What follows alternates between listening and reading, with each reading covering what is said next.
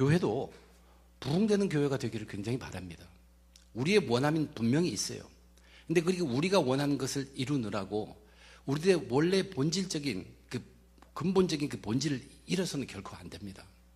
우리 각 개인이 누구인가?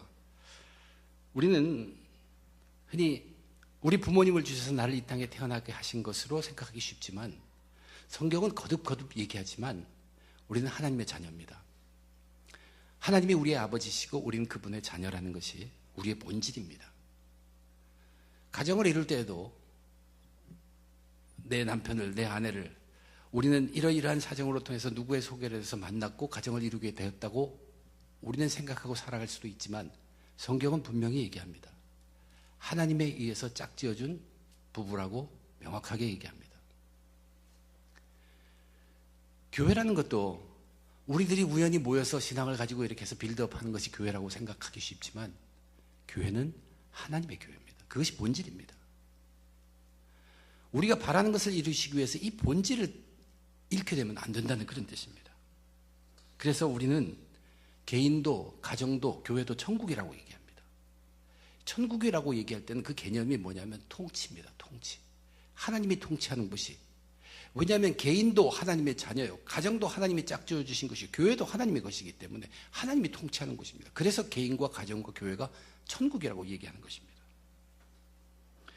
우리 로마서 공부를 했지만 로마서에 보면 예수를 믿지 않는 사람들을 뭐라고 부릅니까? 하나님과 원수된 자들이라고 얘기합니다. 예수님을 믿지 않는 자들은 하나님의 통치 아래 들어가지 않는 자라는 얘기예요. 그러나 우리는 우리의 본질을 지키기 위해서 예수를 믿어야 합니다. 예수를 믿으면 우리는 하나님의 자녀로서 하나님이 다스리는 말씀과 성령 안에 간섭받고 그 아래 통치되기를 원하는 것이에요. 우리들의 본질을 지키는 것입니다.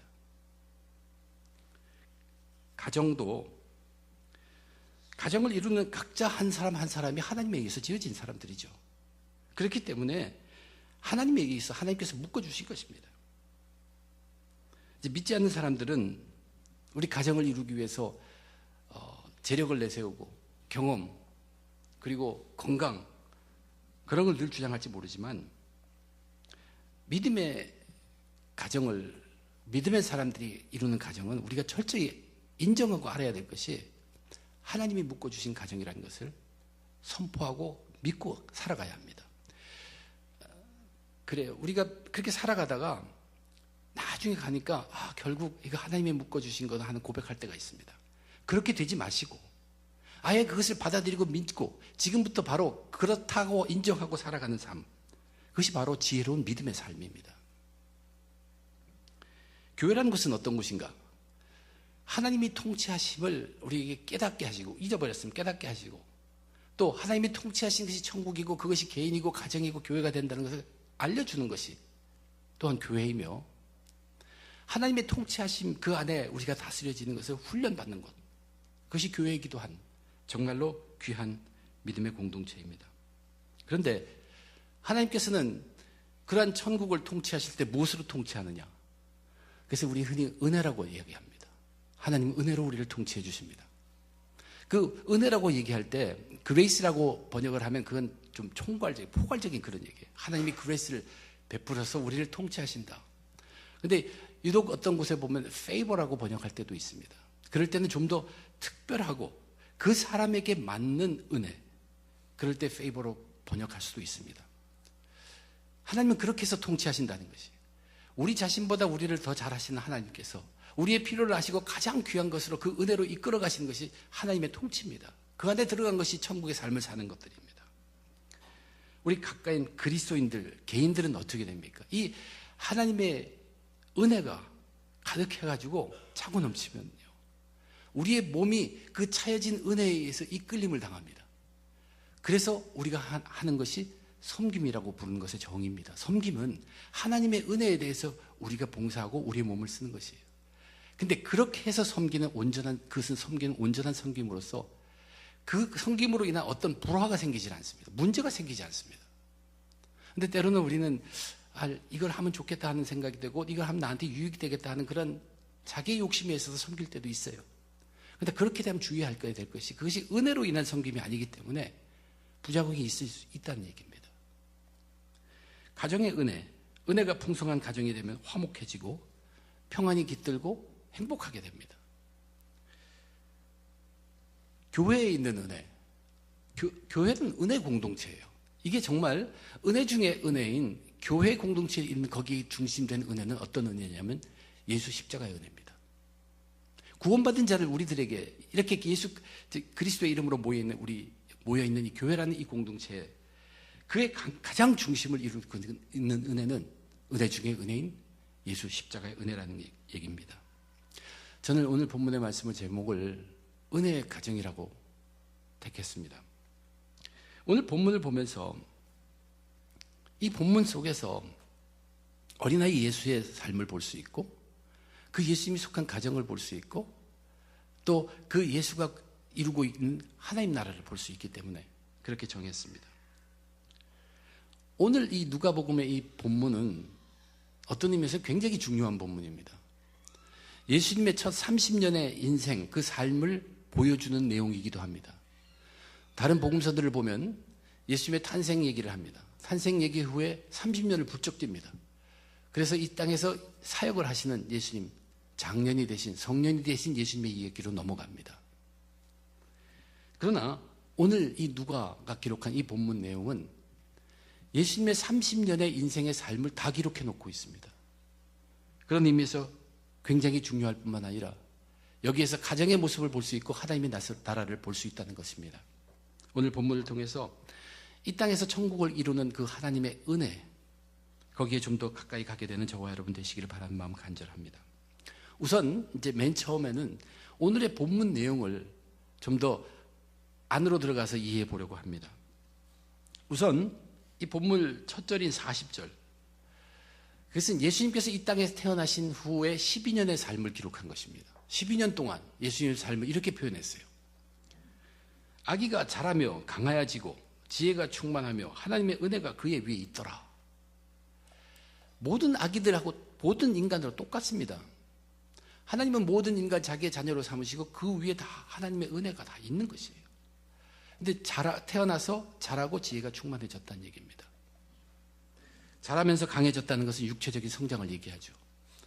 그리고 지혜가 충만해졌다는 것은 이제 배우기 시작했던 것입니다. 그래서 지적인 형상이 시작됐다는 얘기예요. 모든 아이들과 똑같습니다. 그런데 그 다음에 이런 기록하고 있는 하나님의 은혜가 그 위에 임하더라.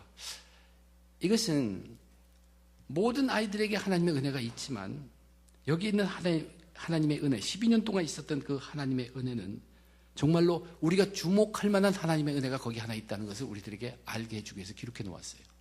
이것이 첫 12년의 예수님의 삶입니다.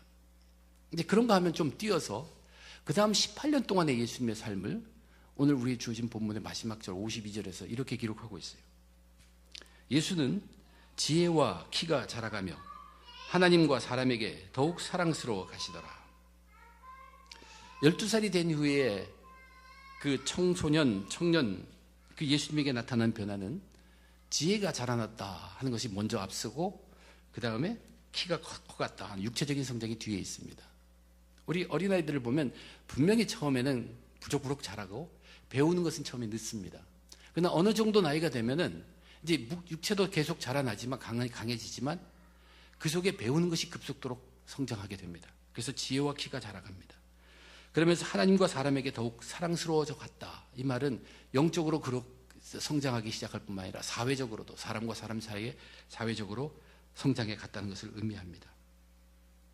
이것이 전체적으로 보여주는 것은 뭐냐면 예수님은 어느 사람과 다를 것이 별로 없었다는 얘기예요. 우리가 흔히 잘못 생각하면 뻥해서 요술적으로만 태어난 그런 사람도 아니고 예수님은 정상적인 사람으로 완전히 어린 시절부터 태어나서부터 모든 사람들과 똑같은 방법으로 태어나고 자라난 완전한 Son of Man, 하나님의 인간이었다는 것을 보여주고 있습니다. 그러나 저와 여러분들이 분명히 하나 알고 있는 것이 있죠. 하나님의 아들로서 그 예수 그리스도는 완전한 인간이긴 하지만 그분은 또한 완전한 하나님으로 이 땅에 오신 분입니다. 그런데 이 완전한 하나님의 모습, 하나님의 아들로서의 예수의 모습, 그것은 우리 사람들의 눈에는 완전히 가려워졌습니다. 나타나지 않았습니다. 그 하나님 된 모습이 여기서도 보이고 저기서도 보이고 계속적으로 보이는 그런 것이 아니란 얘기입니다. 또는 그것이 점점 커졌다는 그런 뜻도 아닙니다. 오히려 처음부터 완전히 감추어졌다는 얘기입니다. 그렇기 때문에 다른 복음서에서 이 30년의 생활동에 전혀 기록이 없습니다. 더욱더 분명한 증거는 그 예수를 키우고 있는 부모 스스로도 그 아이 속에서 그 아이가 하나님 아들 된다는 것을 그들도 모르고 깜짝깜짝하고 있었다는 것을 오늘 본문이 우리들에게 얘기해 주고 있습니다. 그만큼 예수님의 이 땅에 완전한 인간으로 오셔서 그대로 성장하셨지만 그의 하나님의 아들 되심은 하나님에 의해서 감춰졌다는 얘기예요. 그런데 그런 가운데 누가가 오늘 예수님이 12살에 일어났던 그 기록을 하나 딱 집어넣어놨어요. 그 기록이 우리에게 알려주는 의미는 뭐냐면 그렇게 완전한 사람처럼 보이고 하나님의 아들 되심을 하나님께서 감추어 놓았지만 여전히 그분은 하나님의 아들이셨다는 것을 저와 여러분들에게 알게 하고 있습니다. 그것이 이 본문의 주된 목적입니다. 그분은 완전한 사람입니다. 그러나 여전히 그분은 완전한 하나님의 아들이셨다는 것, 그것을 누가는 우리에게 밝혀줍니다. 12살 때 생긴 일 때문에 그렇습니다. 그러면 예수님이 12살 때 생긴 일이 무엇입니까? 하나님의 백성이라고 하는 유대인들은 하나님의 명령에 의해서 1년에 3번 하나님 앞에 나와야 합니다. 하나님 앞에 자기의 모습을 드러내야 합니다. 그것이 하나님의 명령이에요. 그런데 예수님이 당시 그때까지 1년에 3번 동안 예루살렘에 그 먼 데서부터 다 오는 것, 그것을 우리는 순례의 길이라고 합니다. 순례의 행을 하는 것은 무리였습니다. 그래서 그 명절 중에서도 우리가 하나님의 백성이라는 것을 가장 크게 여기는 유월절에 모든 사람들이 아무리 멀리 있어도 예루살렘 성전으로 오기를 굉장히 애썼다는 얘기입니다. 마리아와 요셉이 매년 예수님을 데리고 예루살렘에 갔는지 아닌지는 오늘 본문을 통해서 우리가 분명히 알 수 없습니다. 그렇지만 예수님께서 12살이 되던 해, 그 해 6월절에 예수님은 예루살렘 성전에 나타났을 때, 예루살렘에 갔을 때 그 방문은 그에게는, 예수님에게는 정말로 특별한 방문이었다는 것입니다. 아마도 예수님은 이 해에 예루살렘 성전에 들어가면서 다른 때와는 다른 정말 엄청난 것을 체험한 것입니다. 기록되어 있지는 않지만 12살의 예수님은 거기에 체험이 자기가 어떻게 주체할 수 있는 것이 못 됩니다. 자기의 아버지인 하나님 아버지를 거기서 만난 것이, 성전이라는 곳이 하나님의 임재하는 곳이죠. 근데 이때 예수님께서는 그것을 주체할 수 없는 정도로 그 아버지 하나님을 거기서 만났다는 것이, 하늘의 비밀이 열리고 그 아버지 하나님께서 자기에 대한 모든 뜻을 알려주는 정말로 놀라운 체험 속에 있었다는 얘기입니다. 그래서 이 땅에 부모로 주신 마리아와 요셉을 전혀 조금도 생각하지 못할 만큼 주체할 수 없는 그러한 체험 속에 들어가 있는 예수님이셨다고 저는 지금 상상을 해봅니다. 6월절 절기 행사를 다 마치고 돌아가는 그 무리들, 그냥 각자 자기 집, 자기 가족만 이렇게 돌아가는 것이 아닙니다. 그들이 올 때와 마찬가지로 그들은 무리를 이루었습니다. 나사렛 동네에 있는 사람들이 함께 무리를 모아서 왔던 것처럼 이제 그렇게 다시 돌아갑니다. 이렇게 절기에 왔다가 돌아가는 그들의 행렬의 순서는 우선 앞에는 아이들과 여자들이 갑니다. 그리고 남자들이 뒤에 따르게 되어 있습니다. 근데 예수님이 12살이었다는 것, 그것이 또 어떤 생각을 하게 만드냐 하면 아직 아이기도 하고 이제 성년이 남자이 되기도 한 나이였어요. 그래서 요셉은 아마 예수가 자기 엄마 마리아하고 같이 가겠지 생각했을 수 있고, 또 마리아는 이제 좀 컸다고 아버지하고 같이 가나 보다 생각할 수 있습니다. 또한 예수님은 자라나시면서도 계속 착실한 아들이었어요. 아무 문제를 일으키지 않은 아들이었어요. 그래서 부모님들이 그렇게 걱정을 하지 않았습니다. 그래서 하루길이 간 다음에 이제 하루 자고 다시 그 다음 길을 가기 위해서 하루길 간 다음에 가족들이 찾아서 모이는데 거기서 보니까 예수님이 없었다는 얘기입니다. 가족에서 가족원을 하나 잃었다는 것, 특히 아이를 잃었다는 것, 그 마음이 어떻겠습니까? 그래서 이 마리아와 요셉은 예루살렘으로 돌아갑니다. 돌아가면서 찾았다라고 기록되어 있고, 그리고 사흘 후에 성전에서 예수님을 찾았죠. 근데 이 사흘 후가 무엇으로부터 사흘 후인지 우리는 알지 못합니다. 아마 첫 해 하루길을 가고 자고 그 다음에 또 하루길을 오고 그럼 이틀이고 거기서 자고 밤이 됐으니까 그 다음 날에 찾았다면 사흘길이 될 수도 있고, 이미 갔다 온 다음에 예루살렘에서 사흘 동안 온 동네를 찾아다니다가 성전에서 찾았다, 그렇게 볼 수도 있습니다.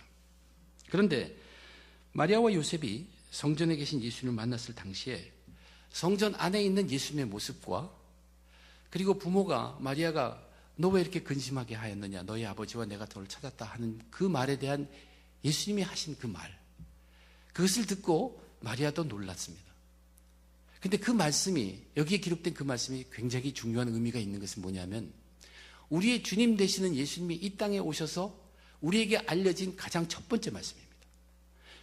예수님이 사역하기 전의 말씀이잖아요. 비록 아직 사역은 시작하지 않았지만 우리의 주님이 하신 첫 번째 말씀이라는 데에서 굉장히 큰 의미가 있습니다. 뭐라고 얘기하셨냐면, 예수께서 이르시되 어찌하여 나를 찾으셨나이까? 내가 내 아버지 집에 있어야 될 줄을 알지 못하셨나이까? 앞에서 제가 믿는 것을 말씀드렸어요. 예수님은 완전히 하나님 아버지께 사로잡혀 있었습니다. 자기가 누구인 걸 발견하고 다시 한번 거기에서 푹 빠져서 하나님이 자기를 향한 그 뜻과, 이 집이 정말 내 아버지 집이라는 것, 그리고 내가 지금 내 집에 와 있다는 것, 그것으로 꽉 차 있었다는 얘기입니다. 마리아가 근심하면서 너 아버지와 내가 근심하며 너를 찾다고 말했을 때 예수님이 계속 주장한 것이 뭐냐면, 나는 지금 내 집에, 내 아버지 집에, 내 집에 와 있는데 왜 그렇게 찾으셨습니까? 하고 얘기한 얘기예요. 아니면 사흘 동안 찾았다 했다면 왜 그렇게 사흘 동안 찾았습니까? 내가 당연히 있어야 할 이 성전이 있었다는 것을 아시지 못하셨습니까?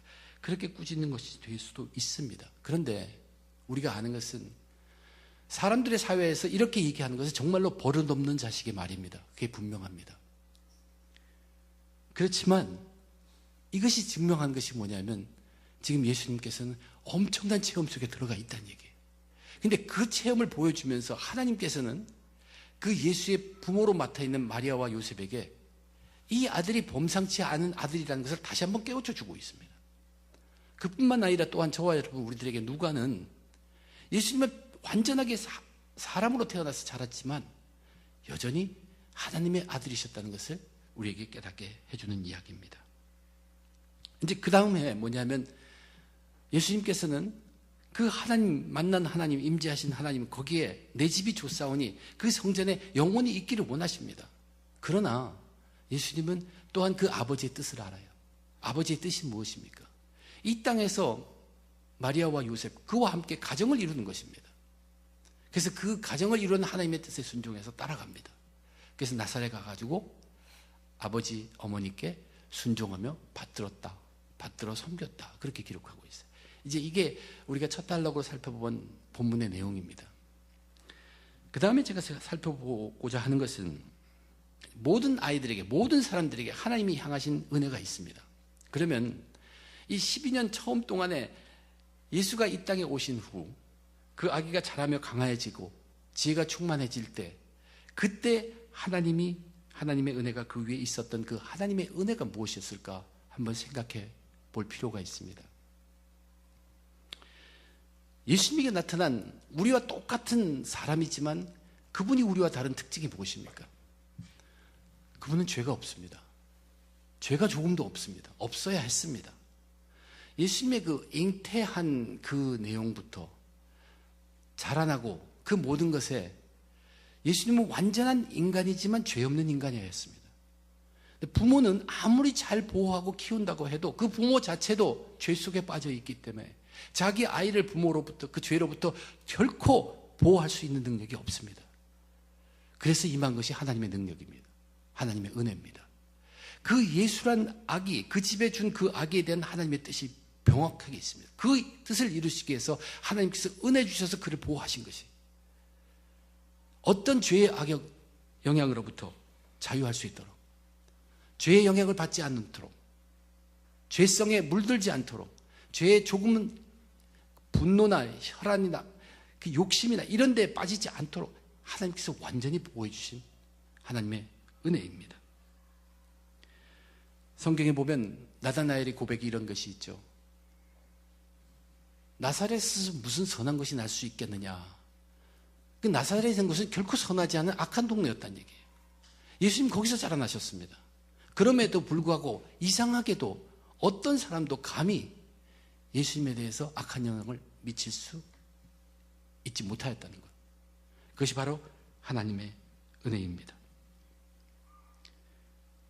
하나님의 아들, 그분에게 임한 하나님의 은혜, 죄성으로부터 완전히 보호해 주신 그 은혜입니다.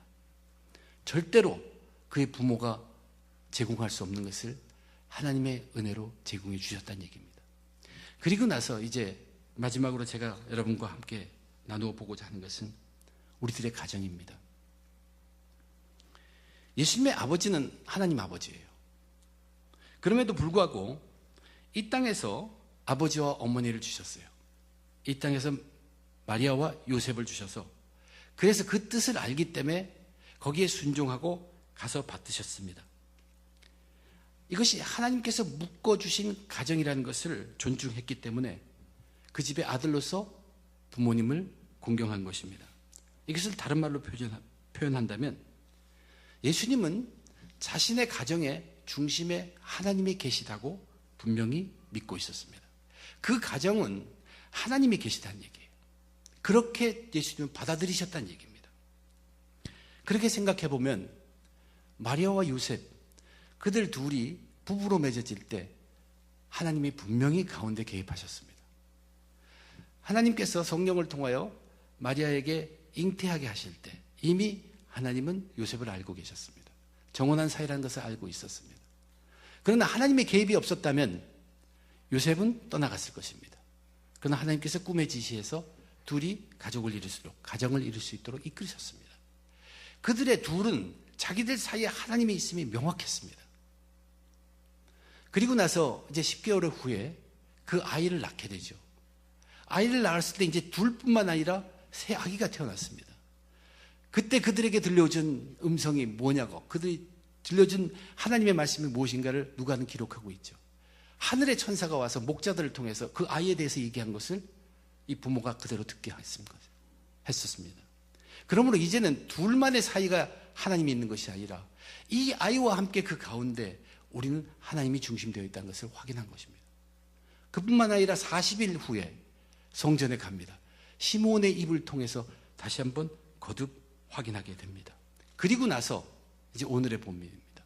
12년이 지난 후, 이 12년이 지나는 동안 부모가 보니까 참 착한 아들이에요. 그건 다른 아이들과 다를 거 없어요. 계속 그렇게 12년을 지냈어요. 그러나 이제 이 12년에 지난 후에 자기 아들의 입을 통해서 바로 그 가정의 중심이 하나님이 되심을 다시 한번 마리아는 마음에 두게 되었다는 얘기입니다. 하나님은 그렇게 해서 그 가정을 지켜주셨어요. 이제 우리들의 가정을 생각해보고 말씀 마치려고 합니다.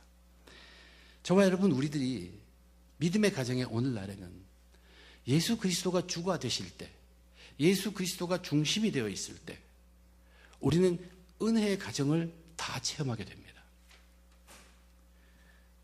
가정의 중심에 우리는 세상 염려, 나의 미래, 내 가족의 미래, 그것 때문에 가득 차서 그것을 해결하려고 돈이나 건강이나 재물이나 명예나 그런 것으로 꽉 차 있으면 하나님은 자기 자녀들에게 이미 준비해 놓으신 많은 그 은혜들을 우리가 막는 것입니다.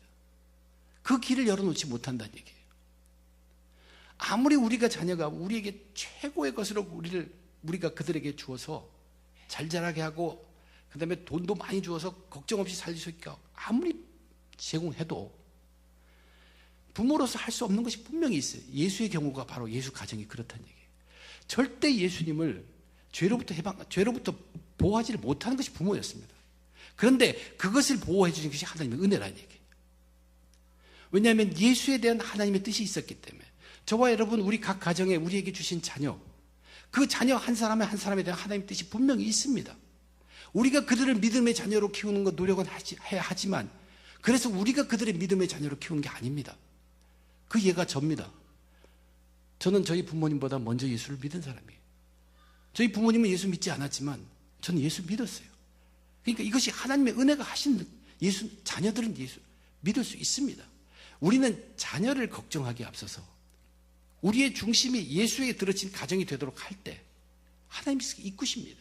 우리의 힘으로는 할 수 없는 것을 하나님께서 specifically, 특별하게 그 자녀 하나하나에 둔 그 목적대로 이루시기 위해서 이미 필요한 은혜를 베푸시고 계신다는 얘기입니다. 그런데 왜 우리가 그런 일을 경험하지 못하냐고 여러분 얘기하기 쉽습니다. 왜냐하면 확실히 믿지 못하기 때문에 그렇게 다 잘못되면 어떠냐 하면서 계속 우리 머릿속에 세상의 염려나 내가 어떻게 저에게 좋은 것을 줄까로 꽉 채우는 것이 중심이 예수님이 아니란 얘기예요.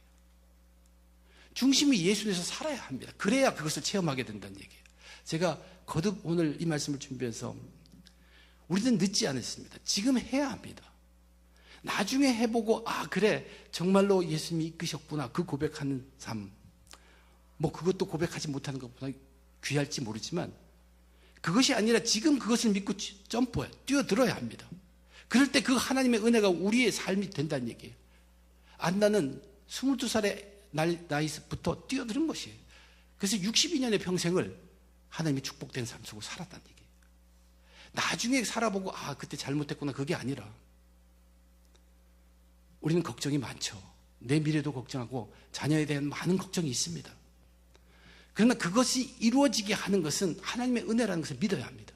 그러기 위해서 내가 할 수 있는 최선을 해야 돼요. 우선 내 자신 속에 예수 십자가 들어와야 합니다.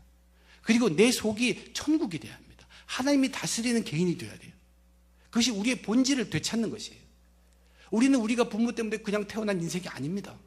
이 세상에 태어난 난 이 모든 것을 이루어 가신 하나님의 자녀로서 태어난 것이라는 것을 그것이 본질이라고 앞에서 말씀드렸어요. 그것을 알기 위해서 우리가 예수 믿어야 되죠. 그리고 우리가 그 하나님의 통치에 들어가면 천국이 되어야 합니다. 그리고 가정을 이룰 때 그것이 내가 연애해서 이 사람 우연히 만나서 누구의 소개로 선보아서 이렇게 해서 맺어진 것이라고 우리 세상 눈으로는 볼지 몰라도 결국은 하나님의 본질은 뭐냐면 하나님이 짝지어 주신 것이라는 얘기예요. 그것을 우리가 믿는다면 그러면 우리가 뛰어들어야 할 것이 우리 가운데 그 둘 가운데 진리가 있어야 한다는 것이에요. 예수님이 계셔야 한다는 것이에요. 전도서에 보면 그런 귀한 말이 있어요. 혼자 하면 실패한다. 둘이 하면 맞서서 해볼 수 있다. 그러나 세 겹줄은 갈라지지 않게 한다. 이기게 한다는 뜻이에요. 그 세 겹줄이라는 게 뭐예요? 둘이 부부가 이럴 때 그 가운데 진리가 함께하는 것이에요. 예수 중심으로 된 가정, 그 부부 이것은 아무도 갈라놓지 못한다는 뜻입니다. 하나님이 묶어주셨기 때문에 그것을 알고 점프해야 합니다. 그럴 때 하나님의 은혜를 맛보기 시작하고 하나님 은혜 가정이 되고 자녀는 이제 하나님이 이 땅에 오셨을 때 뜻이 있으니까 하나님께서 그렇게 가정으로 될 때 세워주십니다. 이끌어 가십니다. 우리가 자녀에게 믿어라 믿어라 하면서 부모가 싸우면서 교회로 끌고 다니는 것보다 그 둘이 화합된 용서한 그러한 믿음의 가정을 이루는 것을 노력하는 것이 오히려 그 자녀에게는 훨씬 더 좋은 미래가 보장된다는 얘기입니다. 보이지 않는 것에 은혜라는 것은 그렇게 눈에 띄지 않아요. 우리는 보이는 것에 너무 신경을 써요. 내 자신도 내 속에 있는 믿음을 간결하게 거기에 노력하기보다는 남이 나를 어떻게 보여줄까. 그래서 그것만 하기를 원합니다. 그러나 진정한 신앙은 속에서부터 나와야 돼요. 내 속에 천국이 확실히 있어야 돼요. 또한 진정한 천국의 시련은 가장 가까운 사람부터 시작하는 것입니다. 우리 남이 보는 우리 가정이 어떻게 되기 위해서 거기서 신경을 쓰느라고 빨리 얘가 뭐가 높은 사람이 돼야지 그래야지 우리 가정이 멋있는 것처럼 생각하지만 그것은 실제로 신앙을 나누는 가정이 아닙니다. 각자의 신앙 상태는 가장 가까운 가족들이 가장 잘한다는 것을 여러분 알아야 돼요. 남이 보는 것 관계없습니다. 왜냐하면 하나님의 은혜라는 것은 보이지 않는 데서 일하기 때문에 우리 각자가 예수 그리스도의 천국이 될 뿐만 아니라 우리가 가정을 이뤘다면 그 가운데 예수를 진리로 놓고 그것을 중심으로 해서 은혜에 맡기면서 그 삶을 살아갑니다. 예배와 기도의 삶을 통해서 말씀과 성령이 충만해서 그것이 나를 이끌고 다스리는 그 통치하는 천국의 삶, 그 삶을 살아가면은 세상에서 염려했던 것, 필요했던 것, 그것이 채워지는 삶을 체험하는 것이 은혜의 삶이라는 얘기예요. 자녀들도 모르는 것 같지만 영향 다 받고 있습니다. 제 아이가 정말로 꼬마였을 때 진짜 한국말 뜻을 잘 모르는 때인데 찬송가하고 복음성가를 그 말을 또박또박해서 다 따라하는 것을 제가 한번 듣고서 너 그거 어디서 가르쳐주냐, 어디서 배웠냐 그랬더니 집에서 엄마 아빠가 늘 불렀잖아 그러더라고요. 우린 듣지 않는 줄 알았어요. 그러나 하나님이 원하신 방법으로 모든 것을 다 감당하십니다. 부부가 둘이 있으면서 예수를 중심으로 두는 것을 애써야 합니다. 그리고 그 천국을, 내 스스로 천국을 확신하고 용기를 가지고 아내에게, 남편에게 용서를 구하고 화해하는, 그것이 시작돼야 합니다. 그것이 이루어지면은 자녀들은 돌아옵니다. 하나님의 은혜가 그 가운데 서 있기 때문에 그렇습니다. 우리의 가정의 중심은 하나님이 은혜로 채워줘야 합니다. 예수 중심의 교회가 되는 것이, 예수 중심의 가정이 되는 것이 우리들에게 굉장히 중요하다는 얘기입니다. 가족이 손을 다 같이 함께 잡고 식사 기도하는 것, 어머니가 새벽에 일어나서 기도하고 무릎 꿇는 것, 밤늦게 잠들 때 머리에 손대고 기도해 주는 아버지를 둔 자녀는 정말로 축복된 자녀입니다. 자녀를 우리가 우리의 힘으로 훌륭하게 막 키우려고 애쓰는 것보다 그냥 하나님께 버려둔 것 같은데 하나님의 은혜로 키우는 것이, 우리가 우리의 힘으로 그걸 다 키우려고 하다 보면 우리가 원치 않지만 하나님이 베풀어 주신 그 은혜를 가로막습니다. 그보다는 하나님이 풍성한 은혜로 그를 인도하고 키웠을 때 그것이 훨씬 하나님이 기뻐하시는 자녀가 될 수 있다는 것을 여러분 잊지 마시기 바랍니다. 구원받은 자들 먼저 스스로 온전한 천국이 되도록 노력해야 합니다.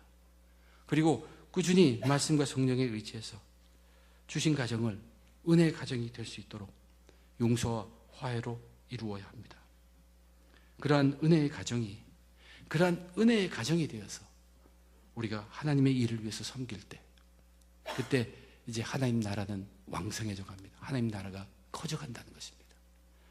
하나님 나라는 은혜로 인해서 우리의 섬김, 우리의 모습을 쓰셔서 커가는 것입니다. 기도하겠습니다.